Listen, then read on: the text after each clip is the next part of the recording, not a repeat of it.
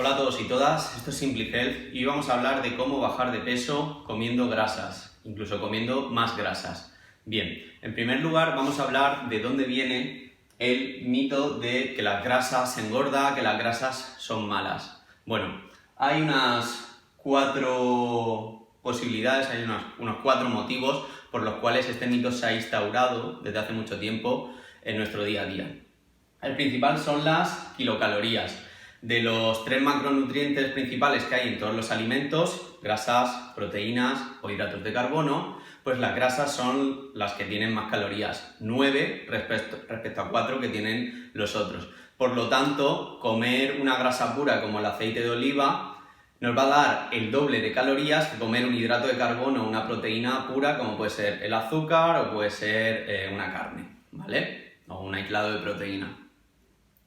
Bien, en segundo lugar tenemos que está muy instaurado el concepto de que la grasa de los alimentos, la grasa exterior, al ser grasa, nos la vamos a comer y se va a crear grasa también en nuestro cuerpo, se va a almacenar.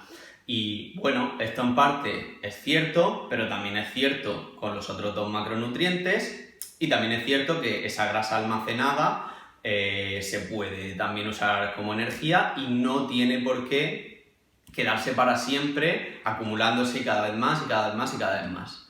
Bien, tercero, la teoría de los infartos. En los años 50 empezó a verse, sobre todo en países occidentales, en Estados Unidos, que los infartos eran pues un problema de salud pública brutal. Empezaban a posicionarse como la primera causa de muerte. Y se empezaron a hacer estudios que correlacionaron, ¿vale? Correlacionar no implica que la grasa sea la causa, correlacionaron a la grasa con el mayor número de infartos. Y se dijo que era el principal motivo. En primer lugar, esto no es cierto, los estudios no estaban bien diseñados. En segundo lugar, hay un montón de variantes para que una persona sufra un infarto.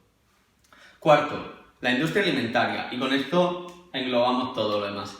La industria alimentaria desde hace unas décadas tenía intereses en que los alimentos ricos en grasa, principalmente carnes, huevos, leche y lácteos enteros, pescado, fiambres, pues no se vendieran tanto y tenía intereses en que aumentara el consumo de cereales, productos procesados en base a harinas y este grupo de alimentos, los cereales, bollería, panadería, etc. Entonces hicieron una campaña muy fuerte a nivel institucional, a nivel científico, a nivel de marketing y publicidad y nos metieron a todos el concepto de que las grasas eran malas y los hidratos de carbono, independientemente del tipo que fueran, eran maravillosos. Entonces se llegó al límite de, en los años 90, una demonización brutal de este alimento. Y bueno, pues considerar que una dieta con solo un 20% de grasa ya era elevada en grasa y que eso nos provocaba enfermedades, obesidad, etc.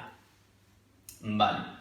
Segundo punto, la antropología, ¿de dónde venimos? Esto es muy importante porque hay que entender que hace miles de años, cuando vivíamos en el Paleolítico, en cavernas, nuestra dieta era rica en grasa y en proteínas. Nuestras principales fuentes de alimentos eran los animales que se cazaban, los vegetales y las frutas que se recolectaban, los frutos secos, y eso daba como resultado una dieta alta en grasa, sobre todo en las zonas más alejadas del ecuador del planeta. Entonces hay que tener en cuenta que hemos estado durante miles y miles de años y muchísimas generaciones comiendo de esta manera. Y la genética y la evolución nos dicen que lo correcto a nivel de salud es aquello que llevamos más tiempo haciendo. Por eso las dietas diferentes a esa dieta paleolítica pueden ser perjudiciales, sobre todo la dieta occidental, que es muy alta en procesados y muy inadecuada, y es uno de los principales causantes de los problemas de salud que vemos hoy en día y no las grasas. Bien, siguiente. ¿Cómo se baja de peso? Esto es un concepto muy importante de entender para entender que la grasa no es el malo de la película. Para bajar de peso, principalmente hay que tener un déficit calórico. ¿Cómo lo consigamos? Ya es otra historia, ¿vale? Pero si nuestras calorías consumidas a lo largo del día son, pongamos que 2000, Si yo consigo bajar un 10%, un 20%, lo que sea, voy a bajar de peso, ¿vale? El problema, ¿cómo consigo yo bajar esas calorías? Y aquí es donde viene un poco la confusión de que las calorías importan o las calorías no importan. Pero eso ya es debate para otro vídeo. Lo de los macros que hemos dicho, la grasa siempre se ha dicho que es y es cierto, es el macronutriente más calórico, ¿vale? Y todo esto nos lleva a la duda eterna de qué es mejor, si las dietas altas en grasas o las dietas altas en hidratos de carbono. Y bien, ¿qué dice la ciencia? Pues los estudios que podemos ver en cualquier plataforma científica nos dicen que ambas dietas son más o menos efectivas a la hora de perder peso. Ahora, esto luego hay que llevarlo a la práctica, hay que interpretarlo. Principalmente los estudios son a corto plazo, duran unas 4 semanas, 8, varios meses, al final eso es poco tiempo. Entonces, en ese corto plazo sí que es cierto que ambas más o menos funcionan, pero hay que trasladar esa ciencia al mundo real. A largo plazo, una dieta muy alta en hidratos de carbono es difícil de sostener. También hay que tener en cuenta el efecto estudio. La gente cuando se somete a este tipo de intervenciones pues se comporta mejor en todos los sentidos, se cuida más, controla más la dieta, ¿vale? Siguiente punto. ¿Cuáles son los beneficios de elevar las grasas, sobre todo en una dieta baja en grasas? En primer lugar, en relación a lo que hemos visto anteriormente, tenemos el factor saciedad. La grasa, al comerla, estimula una serie de hormonas a corto y a largo plazo que producen saciedad. Muy al contrario de las dietas altas en hidratos de carbono, que lo que hacen es estimular mucho más el hambre y al final, sin darnos cuenta, vamos a comer más. Como digo, con las grasas acabarás sin darte cuenta, sin controlar las calorías, comiendo cada vez menos, o al menos comiendo un poquito menos que con el otro estilo de dieta, ¿vale? Como digo, activan una serie de hormonas que nos hacen sentirnos más llenos, con más plenitud. Densidad nutricional.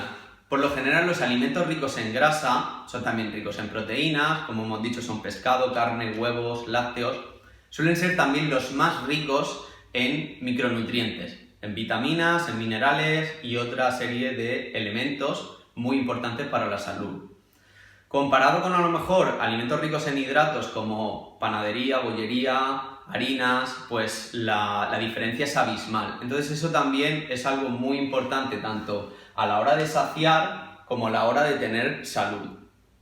Tercero, mejora el entorno hormonal. Las grasas, como he dicho anteriormente con el tema de saciedad, generan unos beneficios en todo nuestro cuerpo, en nuestras hormonas, y esto hace que en situaciones de desequilibrio hormonal la cosa se mejore, se regule. Por ejemplo, hay una serie de hormonas, como las hormonas sexuales, que necesitan para ellas mismas poder generarse, crearse a nivel molecular, necesitan grasa. Entonces, si la dieta es baja en grasa o la grasa se usa porque es poca para otras funciones, esas hormonas bajarán. Y cuando las hormonas están desequilibradas, la salud general cae por completo. La dieta se vuelve más sostenible. Al final, uno no hace una dieta de un estudio para 4 semanas aunque bueno, hay gente que sí lo hace, pero no es la filosofía que se debería tener en cuenta. Uno hace dieta o debe comer a largo plazo y debe seguir un plan de alimentación a largo plazo, sobre todo por el tema de la salud. Entonces se ha visto que una dieta alta en grasa es más sostenible por el simple hecho de que es más saciante y también más apetecible, está más bueno. Si tú empiezas a comer sin salsa, sin aceite de oliva, sin carnes muy magras, sin grasa, pues llega un momento que los sabores se pierden. Y esto hace al final que fracase la dieta. Otro ejemplo, cuando a nivel histórico la industria alimentaria empezó a quitar la grasa de sus alimentos, con la moda esta de productos cero, productos light, se dieron cuenta de que la gente no los consumía porque no había quien se los comiera, sabían a cartón. Entonces la solución, la idea que propusieron era añadir grandes cantidades de azúcar, lo cual empeoró todavía más el problema. Por lo tanto, hay que tener en cuenta esto que mejora mucho el sabor de la comida. El estado de ánimo, el sistema nervioso, nuestro cerebro está compuesto en un alto porcentaje por grasa saturada, por colesterol. Nuestro sistema nervioso, nuestros nervios, están recubiertos de la vaina de mielina, que principalmente también es grasa. Entonces, el comer grasa mejora este sistema tan importante, el cual también mejorará nuestro ánimo, nuestras emociones y todo eso. De hecho, se ha visto correlación en dietas bajas en grasa y dietas veganas con depresión, bajo ánimo y problemas mentales. Por lo tanto, esto es algo también a tener muy en cuenta. Luego, importantísimo, el metabolismo. Cuando uno come una dieta muy alta en hidrato de carbono, muy baja en grasa, produce picos de insulina, produce una gran saturación de energía en el torrente sanguíneo que a veces tiene dificultad para usarse en la célula, lo que se llama resistencia a la insulina. Y eso a la larga va dañando el metabolismo, los diferentes tejidos, órganos, el hígado, todo eso. Entonces, subir la cantidad de grasa puede hacer que mejore este sistema. Por último, poca relación con infarto. Las grasas, sobre todo las grasas de calidad, tienen nula relación con los problemas metabólicos, con los infartos de miocardio. De hecho, incluso pueden mejorarlo. Y realmente, si este tema te preocupa, yo te aconsejo que te fijes más en los triglicéridos, en una analítica, cuando pone en mayúsculas TG, esos son los triglicéridos. Si esos están elevados, principalmente eso se corresponde a tener una dieta alta en azúcares, en hidratos de carbono y en alcohol, ¿vale? Por lo tanto, el principal problema a la hora de tener infartos es la inflamación y quizá una dieta excesiva en esos alimentos, en esos nutrientes. Vamos a pasar ahora a qué grasas son las mejores, cuáles elegir, cuáles evitar. Bien, en primer lugar, las que no se deben consumir nunca, ¿vale? O casi nunca, son las grasas trans, muy famosas, son unas grasas artificiales que ha creado el ser humano.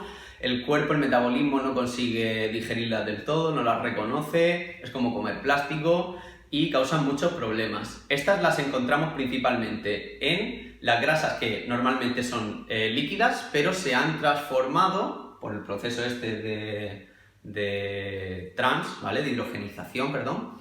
Se han transformado en sólidas. Entonces aquí hablamos sobre todo de la margarina y de los productos de bollería, ¿vale?